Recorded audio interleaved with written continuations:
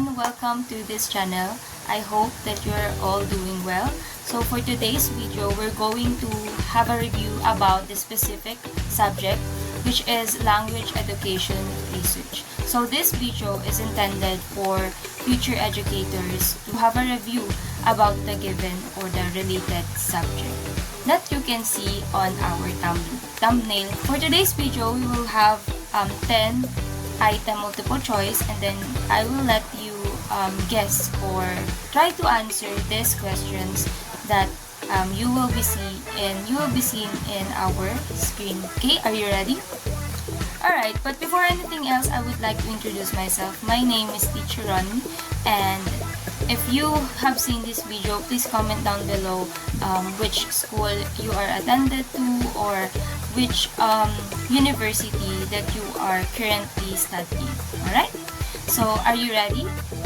Of course, we are born ready. But before that, let us have these objectives. For this video, I will going to present 10 multiple choice questions assessing the student's comprehension related to language education research, and assist future educators in determining the answers to this question, and lastly, clarify why the other distractors are incorrect in contrast to the correct answer. So without further ado, let us start. Take note that I will only repeat the questions twice, and then you will be given 10 seconds to answer each item. After that, we will reveal the answer and then have a rationalization on each item. Alright?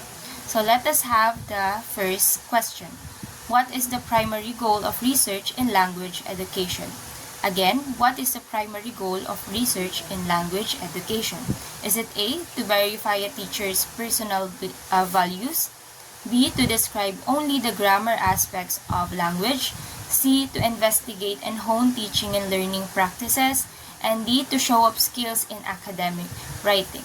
You have 10 seconds to answer this item.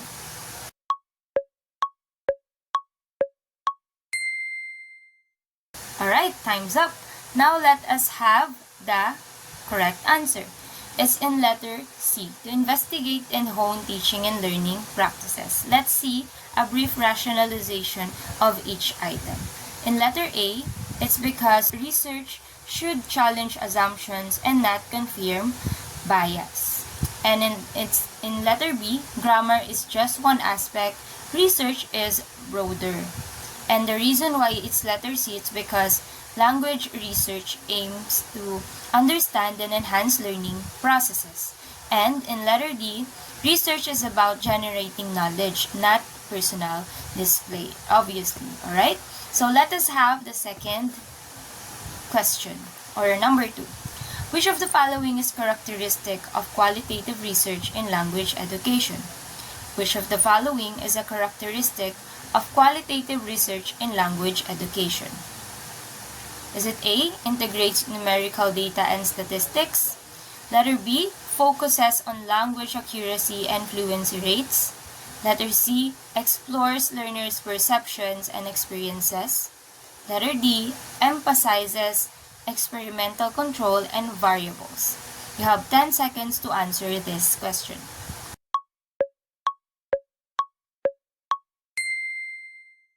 Alright, time's up. Let us reveal the answer. It's letter C, explores learners' perceptions and experiences. Now let's see the rationalization of each letter. In letter A, it describes quantitative research.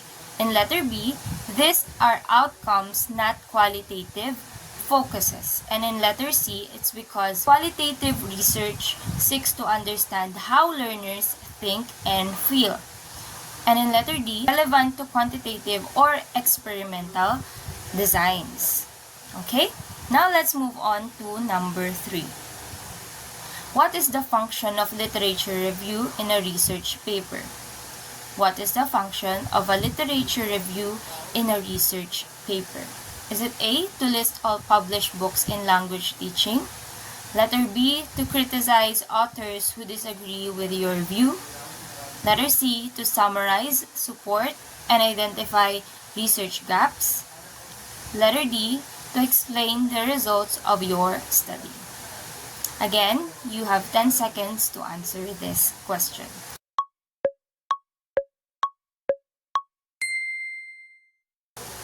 Okay, time's up. Let's reveal the answer.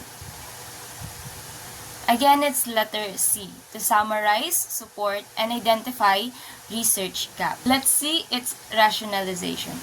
Okay, in letter A review should be selective and relevant, not just a full list. And in letter B, reviews analyze constructively, not to attack specific researchers. And it's because in its letter C, it gives context, shows what's missing, and justifies your study. And in letter D, it explains result belongs in the finding section. Okay, now let's proceed to item number 4. A researcher finds that students using peer feedback write more organized essays, which is the dependent variable. A researcher finds that students using peer feedback write more organized essay, which is the dependent variable.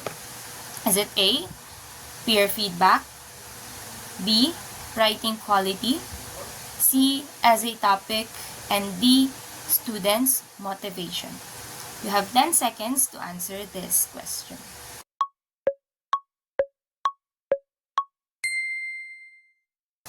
Alright, let us have the reveal of the right answer.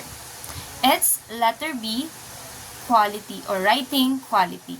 Let's see the explanation of each letter.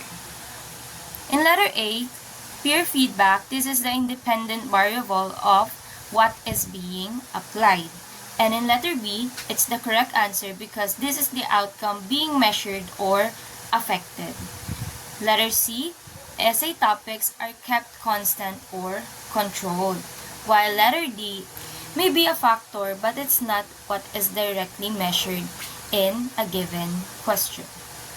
Alright, now let's proceed to number 5. Which of the following questions best requires an analytical approach in a research study? Which of the following questions best requires an analytical approach in a research study? Is it A, how many students passed the reading test? B, what is the average word count of essays? C, what strategies do students use and how do these relate to their reading success? Lastly, D, how often do students read aloud in class? And you may also put your answer on our comment section just so I know that you are watching this video. You have 10 seconds to answer this question.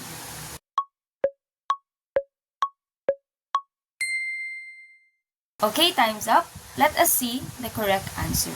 It's letter C. What strategies do students use and how do these relate to their reading success? Let's see the explanation of each letter. Okay, in both A and B, these are descriptive. It requires or requiring no deep interpretation. And then in letter C, the reason why it's the correct answer is because it seeks to identify strategies and link them to outcomes. And in letter D, it is observational but lacks analytical depth. Okay? Now let us proceed to the next item. A language teacher compares the effectiveness of 2 reading strategies using pre and post tests. What research design is this? A language teacher compares the effectiveness of 2 reading strategies using pre and post tests. What research design is this? Is it A, ethnographic, B, correlational, C, quasi-experimental, and D, historical? You have 10 seconds to answer this question.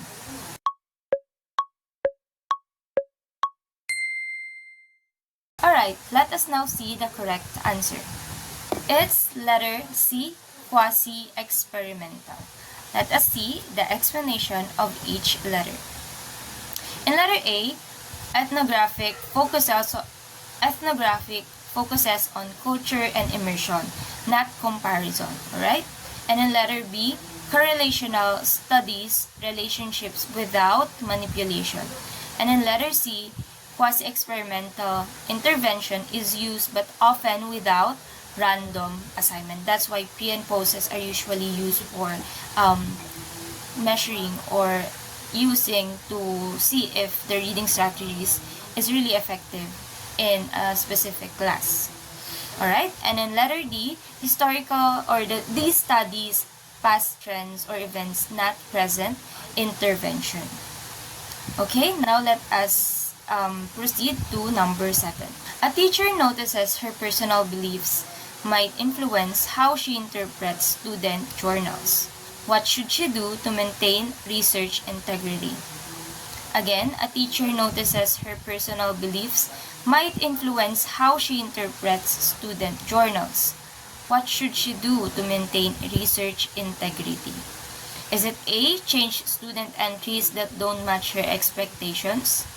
B. Ask a colleague to help code data independently? C. Disregard journal entries completely? Or D. Only select journals that support her hypothesis? Again, you have 10 seconds to answer this question.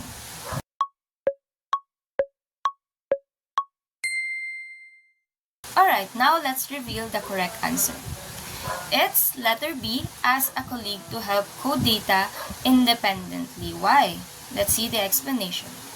Okay, in letter A, change student entries that don't match her expectation. It's because it alters data, and we know that this is unethical. And in letter B, it's the correct answer because peer coding ensures to objectivity and reduces bias. And in letter C, waste valuable qualitative data because you are disregarding journal entries completely. Okay, and in letter D, it creates biased results and lacks credibility to the researchers. Okay? Now let's proceed to number 8.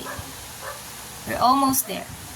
If a teacher learns from research that code switching helps learners grasp complex grammar rules, what should she do? Again, if a teacher learns from research that code switching helps learners grasp complex grammar rules, what should she do? Is it A. Ban code switching to maintain language purity? B. Use it selectively to support understanding? C. Ignore the findings and continue her current method? Or D. Encourage students to avoid the first language at all costs? You have 10 seconds to answer this question.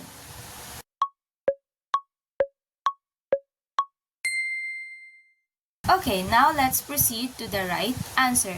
It's obviously letter B because it use it selectively to support understanding. Now let's see the rationalization of each letter. In letter A, it rejects helpful tools due to rigid ideology. And in letter B, the reason why it's the correct answer because it apply research means that adopts strategies to aid learning. And in letter C, it ignores evidence-based improvement. And in letter D, it discourages natural language transfer that can support learning. Of course, we cannot just disregard our first language because this is where we used to learn another language. Now, let's proceed to second to the last item. Alright? A teacher wants to improve oral participation in class. Which researchable question fits an action research study? Again, a teacher wants to improve oral participation in class. Which researchable question fits an action research study? Is it A. What is the history of oral language instruction? B. How can discussion prompts affect students' speaking engagement? C. What is the global ranking of the Philippines in English fluency? Or D. How many students enroll in English programs annually? You have 10 seconds to answer this question.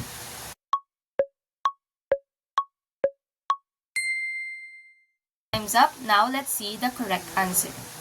Of course, it's letter B. How can discussion prompts affect students' speaking engagements? Let's see. In letter A, this is kind of historical and not practical. And in letter B, the reason why it's the correct answer, it's because action research targets practical classroom problems. This is the common problems that the researcher wants to solve. Kaya nga siya action research. Alright? And in letter C, broad and unrelated to a single classroom. Kasi global ranking, so it's hard to conduct a research, lalo na if it's action research. Okay? And in letter D, enrollment statistics are irrelevant to pedagogy. It may help, but it's not the main issue. Lalo na kung hindi siya related dun sa gusto mong i-target na problem sa action research mo.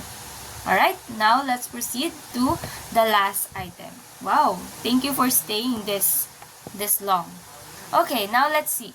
After analyzing results, a teacher sees that students who watch subtitled videos showed higher vocabulary retention. How should she interpret this for classroom use? Again, after analyzing results, a teacher sees that students who watch subtitled videos showed higher vocabulary retention. How should she interpret this for classroom use? Is it A, subtitles may support vocabulary learning and should be considered in instruction? Is it letter B, videos should be removed to focus on textbooks? C, vocabulary retention has nothing to do with subtitles? Or D, subtitles distract learners and should be avoided? You have 10 seconds to answer this question.